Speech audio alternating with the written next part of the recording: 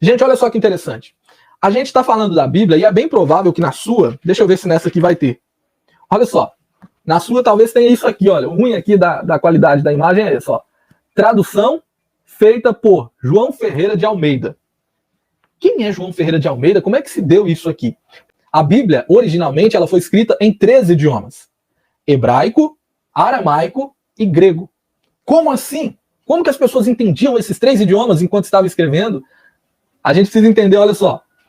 A Bíblia foi escrita num período de 1.600 anos. O Antigo Testamento foi escrito em hebraico e aramaico. Na verdade, a maioria do Antigo Testamento é escrito em hebraico, né? E algumas pequenas porções é escrita em aramaico.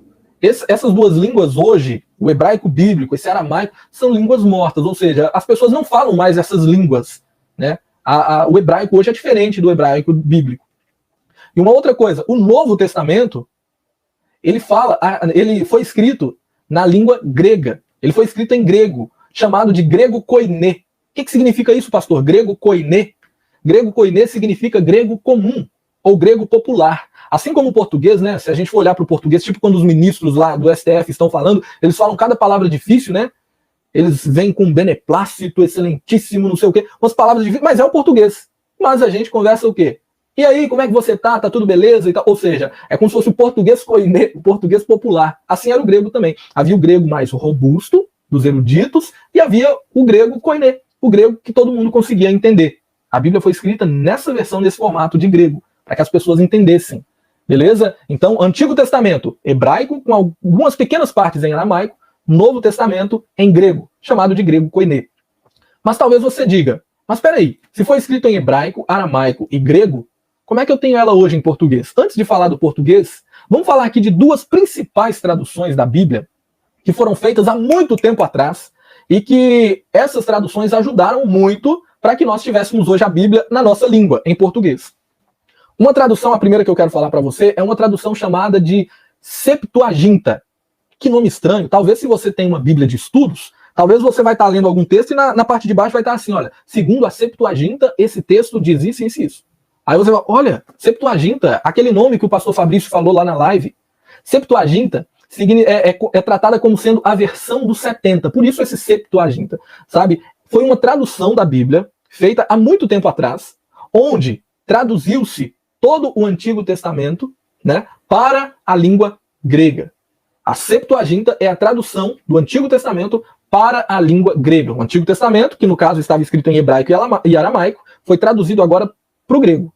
E agora já tinha toda a Bíblia ali na versão grega. O Novo Testamento já estava em grego. Agora, além da Septuaginta, existe uma outra tradução muito importante também, muito conhecida também, que é a Vulgata Latina. Vocês já ouviram falar da Vulgata Latina?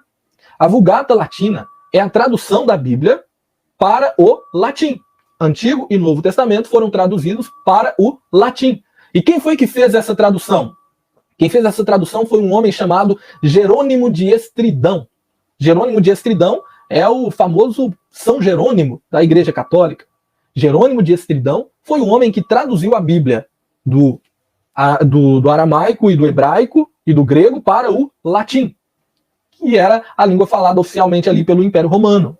Entende? Então essas 2 traduções foram muito importantes. Elas são a base para que várias outras traduções fossem feitas. Existia uma outra tradução também. A Bíblia até então só era ensinada em latim durante milhares de anos, durante mais de 1000 anos. A Bíblia ficou sendo ensinada somente em latim, e somente pessoas, né, da igreja, a alta cúpula da igreja podia ter uma Bíblia e ensinar a Bíblia. Liam em latim, ministravam uma missa, por exemplo, em latim, até que depois de muito tempo, um homem pegou e traduziu a Bíblia para a sua própria língua. Ele traduz a Bíblia para o alemão. E o nome desse homem foi Martinho Lutero.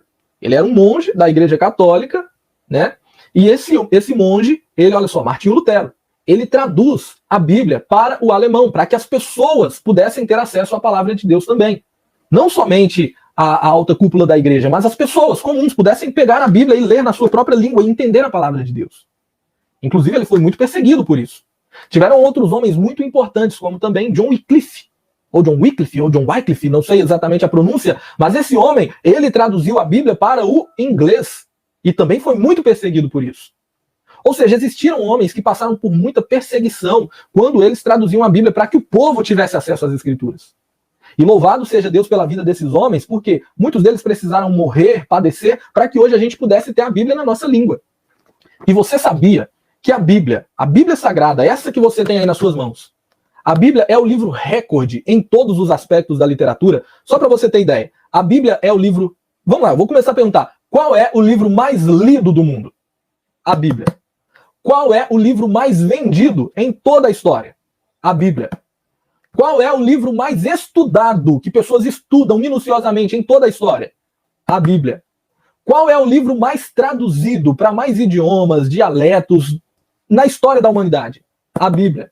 Qual foi o primeiro livro impresso? A impressora, né? A impressão foi algo que revolucionou o mundo. Qual foi o primeiro livro? A Bíblia.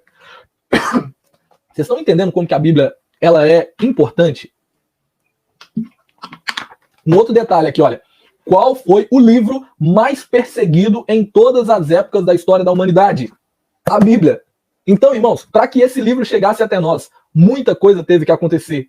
Muitas pessoas tiveram que morrer. Muita coisa passou. Impérios se levantaram, reis se levantaram, pessoas se levantaram contra a palavra. E é interessante que todas essas pessoas sucumbiram. A palavra de Deus continua imponente e vitoriosa. E nós estamos aqui com ela, podendo estudar um pouco dela. Amém?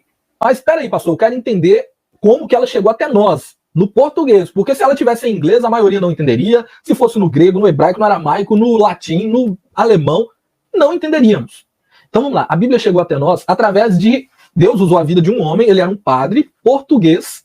Então não é o português brasileiro aqui, né, do Brasil, quem traduziu. Foi um padre português chamado João Ferreira de Almeida. Provavelmente você tem uma Bíblia com essa versão, olha. Revista e corrigida por João Ferreira de Almeida.